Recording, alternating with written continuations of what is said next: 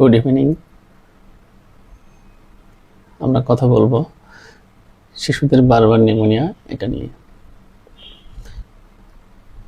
অনেক ক্ষেত্রে দেখা যায় জ্বর সাথে কাশি থাকে, সেটা নিউমোনিয়া না, সেটা অনেক ক্ষেত্রে থাকে ব্রঙ্কিওলাইটিস। এটা ইউজুয়ালি ভাইরাল দিয়ে হয়ে থাকে। আর নিউমোনিয়া যখন হয়, জ্বর, কাশি এবং শ্বাসকষ্ট, এটা ইউজুয়াল প্রেজেন্টেশন অফ নিউমোনিয়া। তো যখন শিশুদের বারবার নিউমোনিয়া হয়, সেক্ষেত্রে আমাদের চিন্তা করতে হয় যে এটা অন্য কোনো কারণে হচ্ছে কিনা। নিউমোনিয়ার চিকিৎসা অনুযায়ী অ্যান্টিবায়োটিক, নেবুলাইজেশন, অক্সিজেন লাগতে পারে। কমপ্লিকেশন হিসেবে অনেক সময় নিউমোনিয়া থেকে হার্ট ফেইলিউর ডেভেলপ করতে পারে। বারবার এই যে রিপিটেড রেসপিরেটরি ইনফেকশন অথবা এই যে বারবার শিশুদের নিউমোনিয়া হচ্ছে, এর কতগুলি কারণ আছে, যে কারণগুলো হার্টের।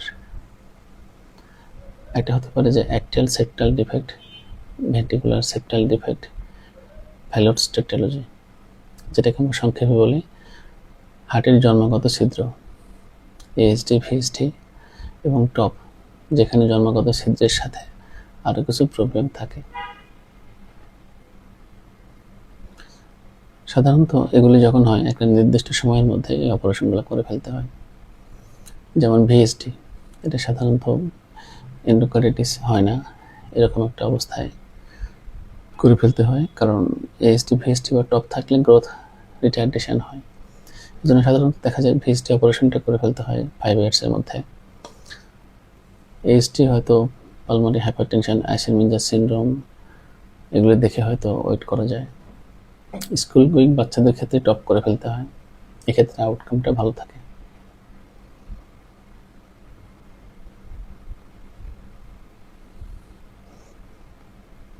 এই যে শিশুদের যে বারবার নিউমোনিয়া হয়, এক্ষেত্রে যে কার্ডিয়াক ডিজিজটা আছে কিনা এটার একটা ইভ্যালুয়েশন দরকার হয়, যেগুলি সাধারণত করা হয় একটা এক্সরে, ইসিজি, অনেক সময় কার্ডিয়াক ক্যাথ, এগুলো দিয়ে।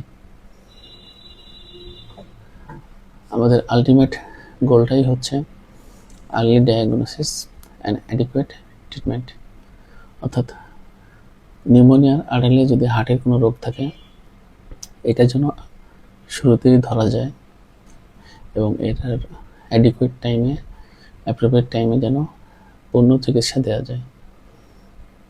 Thanks to all.